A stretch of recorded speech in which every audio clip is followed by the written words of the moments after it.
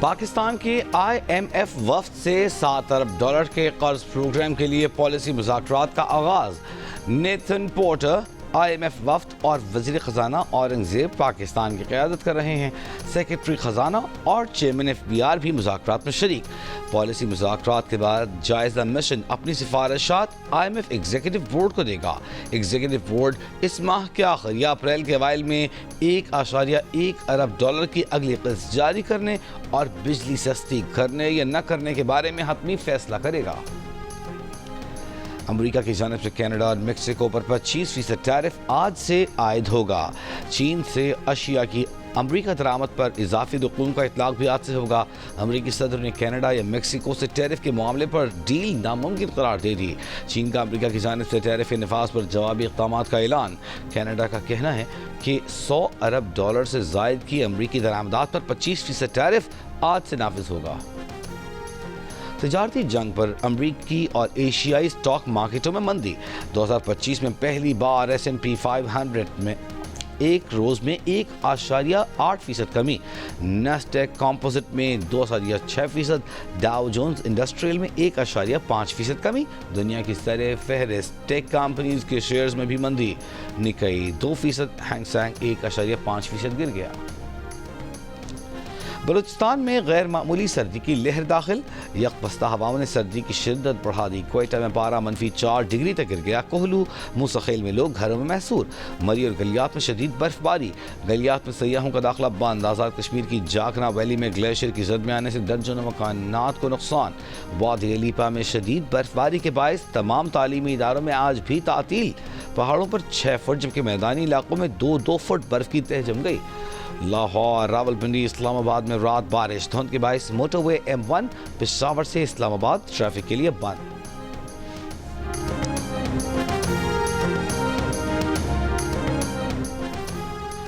بھارت اور آسٹریلیا کے درمیان چیمپئنز ٹرافی کا پہلا سیمی فائنل آج دبئی میں کھیلا جائے گا۔ میچ کی آخری تیاریوں کے لیے آسٹریلوی ٹیم نے پریکٹس کی جبکہ بھارتی ٹیم نے آرام کیا۔ میچ دوپہر 2 بجے شروع ہوگا۔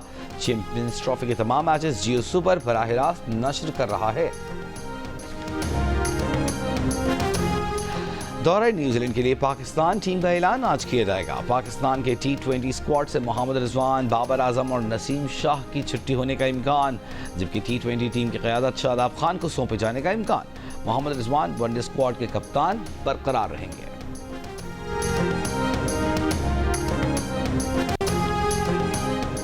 مولانا فضل الرحمان پر ماضی میں کیے گئے زبانی حملے، PTI اور JUIF کے اتحاد میں رکاوٹ۔ سیاسی تعاون کے لیے رابطہ کرنے والے PTI رہنماؤں کو تحفظات سے آگاہ کر دیا گیا۔ حکومت مخالف اتحاد بنانے میں PTI کو دیگر مخالف دھڑوں کی مزاحمت کا بھی سامنا۔ دی نیوز کے ایڈیٹر انویسٹیگیشن انصار عباسی کی رپورٹ کے مطابق مولانا فضل الرحمان کے خلاف PTI کی جانب سے ماضی میں کی گئی بدزبانی اور اپوزیشن اتحاد بنانے میں بڑی رکاوٹ بنی ہوئی ہے۔ JUIF رہنماؤں نے عوامی سطح پر معافی کا مطالبہ نہیں کیا، تاہم PTI پر تحفظات دور کرنے کے لیے ٹھوس اقدامات پر زور دیا گیا ہے۔ PTI نے اب تک JUIF والوں کے تحفظات کا جواب نہیں دیا۔ رپورٹ کے مطابق ملک گیر احتجاج کے منصوبوں کے اعلان پر بھی JUIF اور شاہد خاقان عباسی کی عوام پاکستان جیسی جماعتوں سے مشاورت نہیں کی گئی۔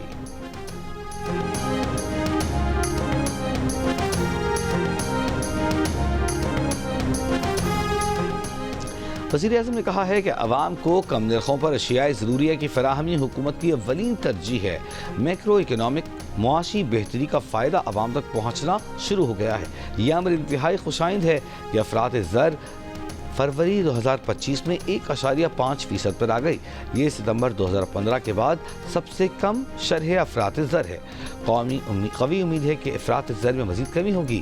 معیشت کی بہتری، کاروبار اور سرمایہ کاری کے فروغ کے لیے تمام ادارے مل کر کام کر رہے ہیں۔ بلاول بھٹو زرداری سے بلوچستان اور سندھ کے وزرائے اعلیٰ کی ملاقات۔ مراد علی شاہ اور سرفراز بگٹی نے صوبائی حکومتوں کی کارکردگی اور انتظامی مسائل سے آگاہ کیا۔ وزیر اعلیٰ بلوچستان نے صوبے کی سیکیورٹی صورتحال پر بریفنگ دی۔ وزیر اعلیٰ سندھ نے صوبے میں جاری ترقیاتی منصوبوں سے آگاہ کیا۔ بلاول بھٹو زرداری نے دونوں وزرائے اعلیٰ کو عوام کے مسائل حل کرنے کے لیے ہر ممکن اقدامات کی ہدایت کر دی۔ اور ماڑا کے علاقے مکولا میں مسلح افراد نے کوسٹل ہائی وے پولیس کی گاڑی کو آگ لگا دی۔ पुलिस के मुताबिक हमलावर कोस्टल हाईवे पुलिस एहलकारों से हथियार छीन कर फरार हो गए।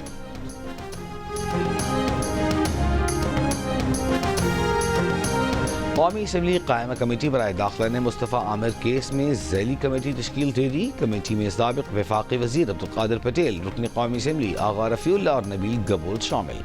MKM से ख्वाजा इज़हारुल हसन भी कमेटी का हिस्सा। कमेटी ने मुस्तफ़ा आमिर केस में आइंदा इजलास में IG सिंध को तलब कर लिया।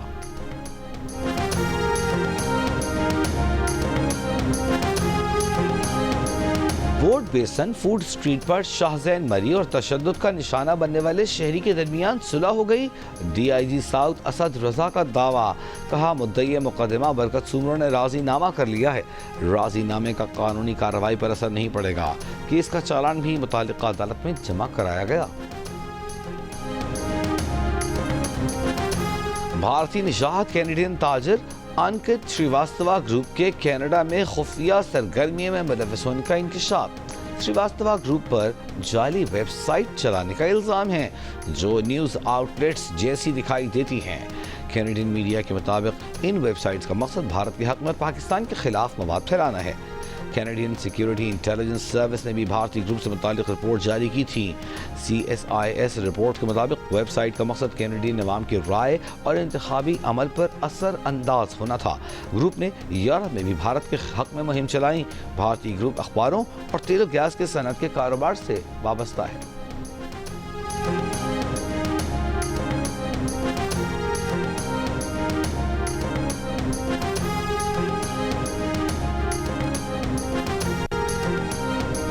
इसराइली अफवाज की शाम में पेश कदमी, सरहद से 13 किलोमीटर अंदर तक गैर एलानी कब्जा।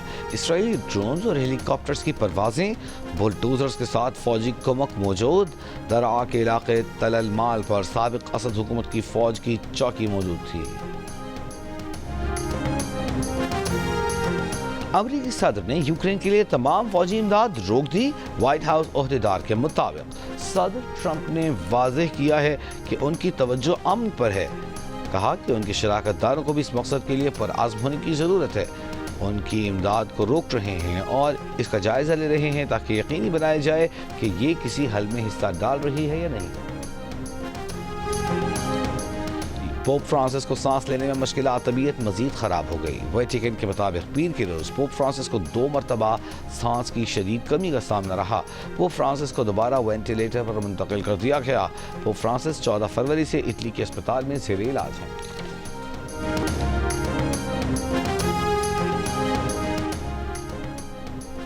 सिंगापुर, मराकश, मलाइशिया, सऊदी अरब समेत 10 मुल्कों में मजीद 93 पाकिस्तानी बेदखल।